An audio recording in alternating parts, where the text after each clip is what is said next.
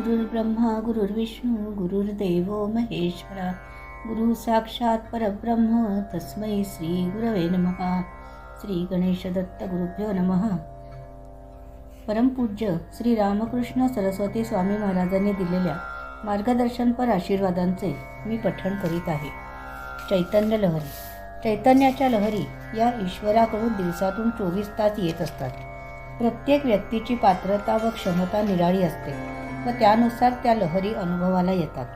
कोणाला राग किंवा प्रेम वात्सल्याची भावना उचंबळून येईल, कोणाला फक्त आनंद वाटेल, तर कोणाला राग किंवा क्रोधाची भावना येईल. एका वाद्यावर अनेक राग वाजवता येतात. प्रत्येक रागासाठी स्वतंत्र वाद्य नसते. जर तसे झाले असते तर वादकापेक्षा वाद्यांची संख्या जास्त वाढली असती. या ईश्वरी शक्तीच्या लहरी कशा येतात, त्याचे परिणाम कसे होतात हे कळण्यासाठी परमार्थाकडे मनाच्या त्या पातळीपर्यंत पात्रता पोचली व उच्च अवस्था झाली म्हणजे कळायला लागेल. ईश्वर साक्षात्कार म्हणजे चतुर्भुज होणे नव्हे, म्हणजे त्याला 2च्या ऐवजी 4 हात निर्माण होत नाही. जे विज्ञानाची उकल करतात व धर्मही प्रस्थापित करतात ते खरे साक्षात्कारी होय. ईश्वराचे संकेत यांच्या बरोबर लक्षात येतात. जरी वारा सुटला तरी तळ्यातील पाणी हलत असते.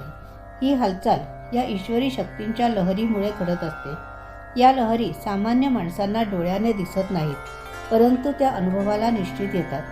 सत्पुरुष सतत देवाच्या नामस्मरणाचा व चिंतनाचा पाठपुरावा करीत असतात. त्यामुळे ईश्वरी अधिष्ठान त्यांच्यात निर्माण झालेले असते. या लहरी त्याच्याद्वारेही बाहेर पडतात. सत्पुरुष बोलले नाहीत तरीही त्यांच्या दर्शनात आनंद आहेच. भक्त कितीही तणतण करीत आला असेल, पण सद्गुरूंसमोर आल्यानंतर तो काहीच बोलू शकत नाही. त्यांनी एक दृष्टिक्षेप त्याच्यावर टाकल्यानंतर त्याचे समाधान होते. त्यांच्यात असलेल्या शक्तीचा प्रचंड साठा उफाळून बाहेर येतो व भक्ताला समाधान देऊन जातो.